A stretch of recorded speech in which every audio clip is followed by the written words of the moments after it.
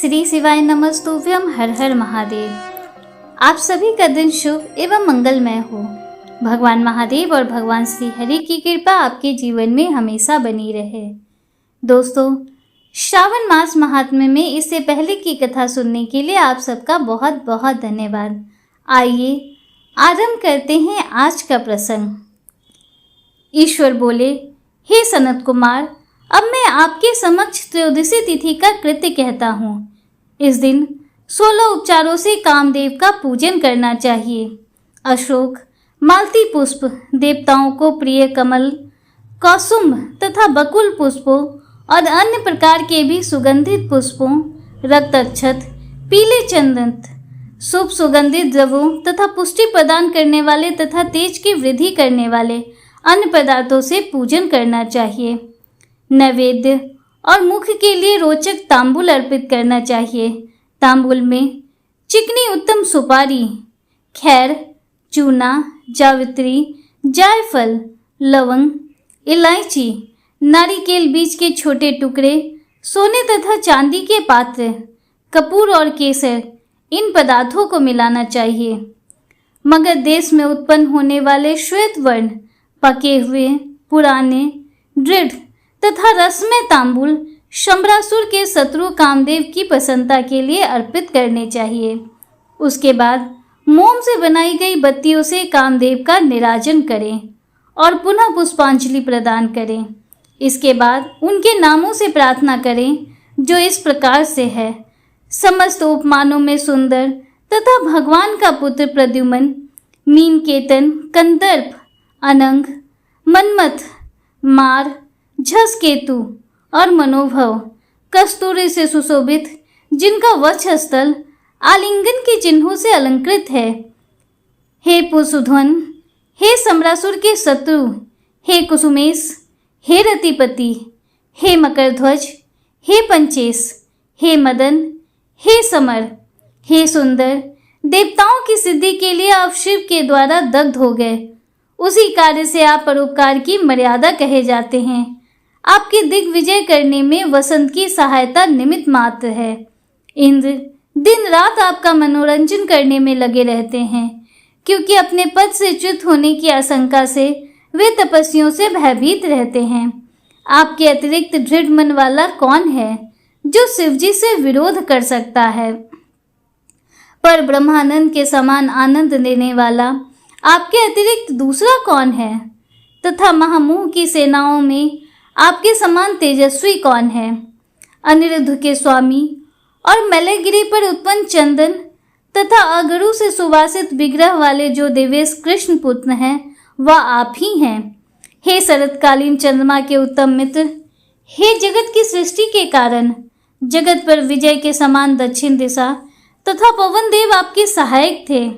हे नाथ, आपका अस्त्र महान निष्फल न होने वाला, अत्यंत दूर तक जाने वाला, मर्मस्थल का छेदन करने वाला, करुणा शून्य तथा प्रतिकार रहित है। सुना गया है कि वह अत्यंत कोमल होते हुए भी महान क्षोभ करने वाला और अपने तुल्य पदार्थ को भी दर्शन मात्र से ही क्षोभित करने वाला है। जगत पर विजय करने में सहायक होने से प्रवृत्ति ही आपका मुख्य अलंकार है। हे विभो, आपने सभी श्रेष्ठ देवताओं को उपहास के योग्य बना दिया, क्योंकि ब्रह्मा जी अपनी पुत्री में कामासक्त हो गए, विष्णु जी वृंदा में अनुरक्त कहे गए हैं और शिव जी पर स्त्री के कारण अस्पृश्य हो गए।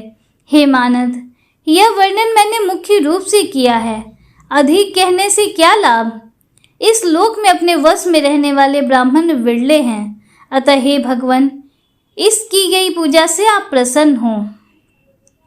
श्रावण मास में शुक्ल पक्ष की त्रयोदशी तिथि के दिन पूजा करके कामदेव प्रवृत्ति मार्ग के विषयासक्त व्यक्ति को अत्यधिक पराक्रम तथा शक्ति प्रदान करते हैं और निवृत्ति मार्ग में संलग्न व्यक्ति से अपने विकार को हर लेते हैं। श्रावण मास में शुक्ल पक्ष की त्रयोदशी तिथि में अपनी पूजा के द्वारा संतुष्ट होकर ये कामदेव सकाम पुरुष को अनेक प्रकार के अलंकारों से विभूषित तथा मनोरम स्त्रियां प्रदान करते हैं और दीर्घजीवी, गुणों से संपन्न, सुख देने वाले तथा श्रेष्ठ वंश परंपरा वाले अनेक पुत्र देते हैं।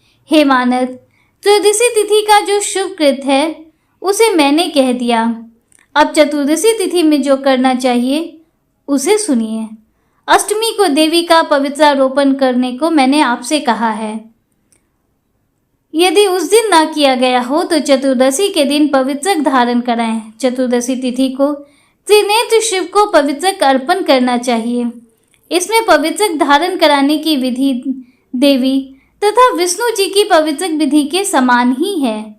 केवल प्रार्थना तथा नाम आदि में अंतर कर लेना चाहिए। शैव, आगम तथा जावाल आदि ग्रंथों में इसकी जो विधि है उसी को मैंने कहा है। विकल्प से जो कुछ विशेष है उसे मैं आपको बताता हूँ।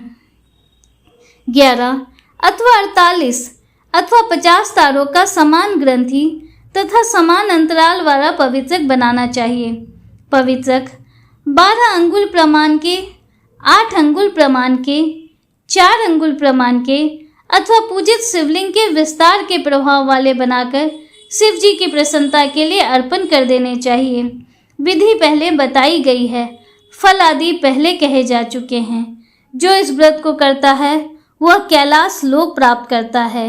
हे वश, मैंने ये सब आपसे कह दिया, आप और क्या सुनना चाहते हैं? सनत कुमार बोले, हे दयानिधे, कृपया करके अब आप पूर्णमासी व्रत की विधि कहिए, क्योंकि हे स्वामिन, इसका महात्म सुनने वालों की श्रवण इच्छा बढ़ती है। ईश्वर बोले, हे सनत कुमार, इस श्रावण मास में पूर्णिमा तिथि को उत्सर्जन तथा उपाकर्म संपन्न होते हैं। पौष के पूर्णिमा तथा माघ की पूर्णिमा तिथि उत्सर्जन कृत के लिए होती है, अथवा उत्सर्जन कृत हेतु पौष की प्रतिपदा अथवा माघ की प्रतिपदा तिथि विहित है, अथवा रोहिणी नामक नक्षत्र उत्सर्जन कृत के लिए प्रशस्त होता है, अथवा अन्य कालों में भी अपनी अपनी शाखा के अनुसार उत्सर्जन तथा उपाकर्म दोनों का साथ साथ करना उचित माना गया है। अतः श्रावण मास की पूर्णिमा को उत्सर्जन कृत प्रशस्त होता है। साथ ही ऋग्वेदियों के लिए उपाकर्म हेतु श्रवण नक्षत्र होना चाहिए। चतुर्दशी, पूर्णिमा अथवा प्रतिपदा तिथि में जिस दिन श्रवण नक्षत्र हो उसी दिन ऋग्वेदियों को उपाकर्म करना चाहिए। यजुर्वेदियों का उपाकर्म पूर्णिमा में और शाम वेदियों का उपाकर्म हस्त नक्षत्र में होना चाहिए। शुक्र तथा गुरु के अस्त काल में भी सुखपूर्वक उपाकर्म करना चाहिए, किंतु इस काल में इसका प्रारब्ध पहले नहीं होना चाहिए, ऐसा शास्त्र विदों का मानना है। ग्रहण तथा संक्रांति के दूषित काल के अनंतर ही इसे करना चाहिए। हस्त नक्षत्र युक्त पंचमी तिथि में अथवा भाद्रपद पूर्णिमा तिथि में उपाकर्म करें। अपने अपने गृह सूत्र के अनुसार उत्सर्जन तथा उपाकर्म करें। अधिक मास आने पर इसे शुद्ध मास में करना चाहिए। ये दोनों कर्म आवश्यक हैं, अतः प्रत्येक वर्ष इन्हें नियम पूर्वक करना चाहिए। उपाकर्म की समाप्ति पर द्विजातियों के विद्यमान रहने पर स्त्रियों को सभा में सभादीप निवेदन करना चाहिए। उस दीपक को आचार्य ग्रहण करें या किसी अन्य ब्राह्मण को प्रदान कर दें। दीप की विधि इस प्रकार है। सुवर्ण, चांदी अथवा तांबे के पात्र में सेर भर गेहूं भरकर गेहूं के आटे का दीपक बनाकर उसमें उस दीपक को जलाएं। वह दीपक घी से अथवा तेल से भरा हो और 3 बत्तियों से युक्त हो। दक्षिणा तथा तांबूल सहित उस दीपक को ब्राह्मण को अर्पण कर दें। दीपक की तथा विप्र की विधिवत पूजा करें। दक्षिणा तथा तांबूल से युक्त यह उत्तम सभादीप मैंने देव को निवेदित किया है। मेरे मनोरथ अब पूर्ण हो। सभादीप प्रदान करने से पुत्र पौत्र आदि से युक्त कुल उज्ज्वलता को प्राप्त होता है और यश के साथ निरंतर बढ़ता है। इसे करने वाली स्त्री दूसरे जन्म में देवांगनाओं के समान रूप प्राप्त करती है। वह स्त्री सौभाग्यशाली हो जाती है और अपने पति की अत्यधिक प्रिय प्राप्त होती है। इस प्रकार 5 वर्ष तक इसे करने के पश्चात उद्यापन करना चाहिए और अपने सामर्थ्य के अनुसार भक्ति पूर्वक दक्षिणा देनी चाहिए। हे सनत कुमार, यह मैंने आपसे सवादीप का शुभ महात्म कह दिया। उसी रात्रि में श्रवणा कर्म का करना बताया गया है। उसके बाद वहीं पर सर्प बलि की जाती है। अपना अपना गृह सुख देखकर ही दोनों कृत करने चाहिए। हयग्रीव का अवतार उसी तिथि में कहा गया है, अतः इस तिथि पर हयग्रीव जयंती का महोत्सव मनाना चाहिए। उनकी उपासना करने वालों के लिए यह उत्सव नित्य करना बताया गया है। श्रावण पूर्णिमा के दिन श्रवण नक्षत्र में भगवान श्री हरि हयग्रीव के रूप में प्रकट हुए और सर्वप्रथम उन्होंने सभी पापों का नाश करने वाले सामदेव का गान किया। इन्होंने सिंधु और विस्तस्ता नदियों के संगम स्थान में श्रवण नक्षत्र में जन्म लिया था, अतः श्रावणी के दिन वहां स्नान करना सभी मनोरथों को पूर्ण करने वाला होता है। उस दिन वहां शान, धनुष, चक्र तथा गदा धारण करने वाले विष्णु की विधिवत पूजा करें। इसके बाद सामगान का श्रवण करें, ब्राह्मणों की हर प्रकार से पूजा करें और अपने बंधु बांधवों के साथ वहां क्रीड़ा करें तथा भोजन करें।